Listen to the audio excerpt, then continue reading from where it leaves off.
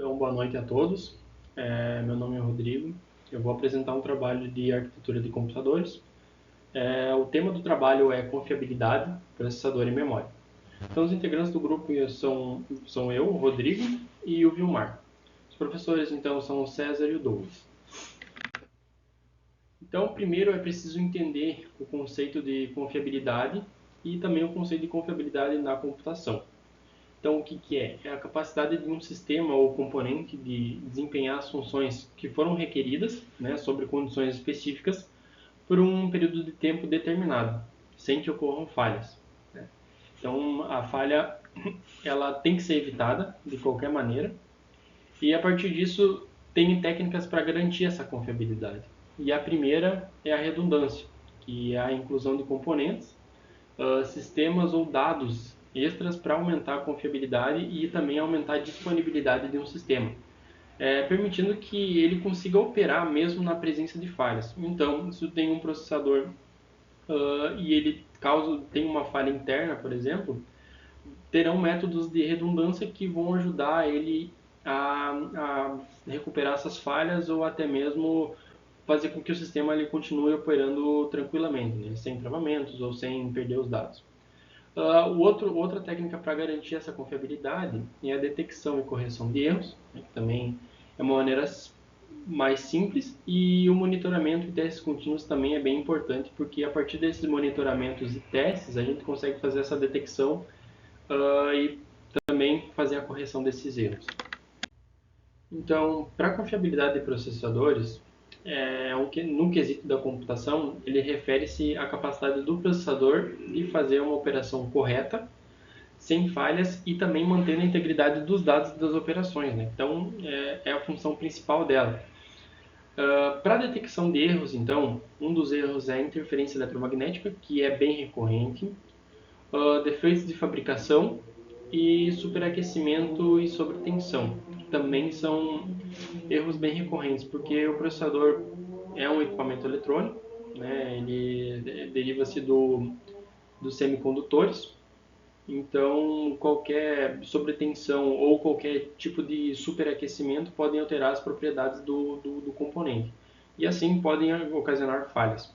Então por isso que todos os servidores ou todos os computadores eles possuem um tipo de refrigeração. As técnicas de redundância, então, como foi explicado anteriormente, é o Error Correcting Code, que é o ECC, e também o Watchdog Timer, que também vai ser apresentado ao longo do trabalho. O Watchdog Timer, o WDT, é um componente de hardware que ele vai monitorar a operação do processador e ele pode realizar o reset do sistema caso o sistema venha a travar ou ele apresente um mau funcionamento. Então, a função dele, como também foi dito nos slides anteriores ali, é um monitoramento contínuo, e a partir disso vai ter um reset temporizado e daí por cima disso uma ação de reinício. Então ele vai reiniciar o sistema toda vez que ele travar ou tiver um mau funcionamento. O que o Watchdog Timer ele ajuda? Ele previne esses travamentos prolongados e também ele pode manter a operação contínua. Então, por exemplo, se tem um dado, alguma coisa importante, o Watchdog Timer ele pode fazer a ação e assim eliminar o travamento e daí sem perder dados. Então, exemplos de processadores com uma alta confiabilidade é o Intel Xeon e a AMD EPYC. Então foram dois processadores aí que o grupo decidiu citar, porque são processadores de alto custo, são processadores assim que são utilizados em empresas bem grandes, principalmente quando há um fluxo de dados mais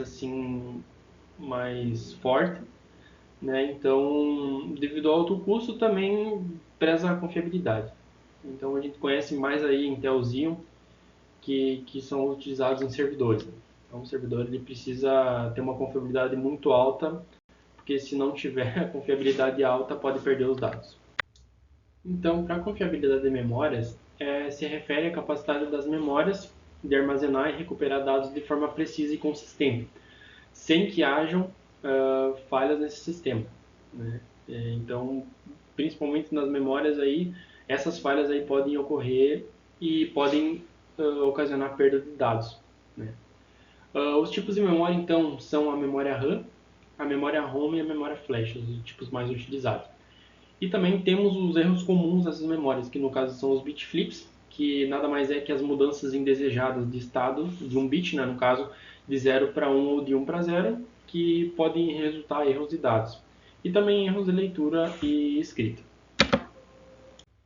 Então, para a causa dos erros nas memórias, uma delas então é a interferência eletromagnética, pode ser derivada também de outros equipamentos, é a radiação, o desgaste físico, né, dependendo também da idade da memória ou até o local em que o servidor ou o componente ele pode estar alojado, e também defeitos de fabricação que também podem ser bem recorrentes, né?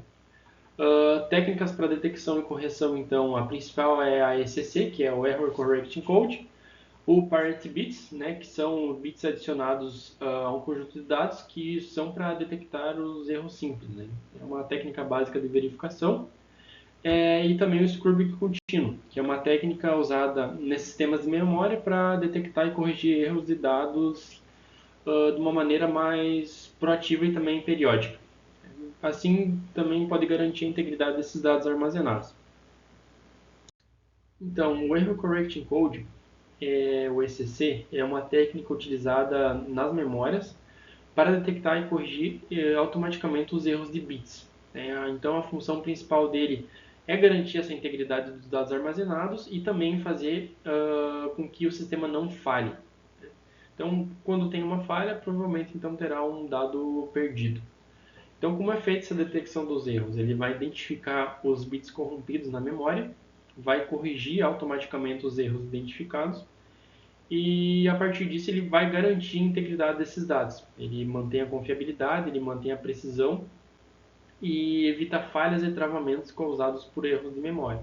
Então, os travamentos, eles podem ser ocasionados por memórias também, tanto quanto podem ser ocasionados pelo processador. Então, dentro do Error Correcting Code, surgem as memórias SCRAM. Então, o que essas memórias fazem? Elas detectam e corrigem os erros mais comuns de corrupção de dados, da memória, no caso. E como que ocorrem esses erros? A partir das interferências, né, pode ser eletromagnéticas, elas podem fazer com que um bit da memória RAM, da DRAM, mude espontaneamente para outro estado. Não foi citado então anteriormente nos slides do bit flip.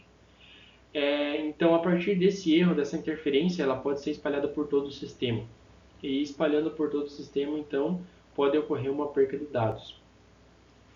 Esse tipo de memória, que é mais adaptável para corrigir esses erros, elas são utilizadas nas maiorias das empresas. O que essa memória conta? Ela tem mais bits de controladores da memória, que controla os bits extras em um chip adicional no módulo. E também são mais comuns em servidores devido à alta confiabilidade. Então, comparado ao computador convencional, o custo das memórias ECC e o custo do computador, de um processador para servidor, eles são bem elevados. Então, o preço elevado também pode ser até junto com a questão da confiabilidade. Então, se tu vai pegar um sistema com mais confiabilidade, ele vai ser mais caro. Então, a principal aplicação então são servidores. Então, gostaria de agradecer os professores então pela atenção. O grupo tentou trazer o entendimento sobre a confiabilidade de processadores e memórias, né? Então, esse é um tema bem importante nos dias atuais, né? Porque praticamente todos esses dados eles são interligados por servidores e máquinas que são responsáveis por isso.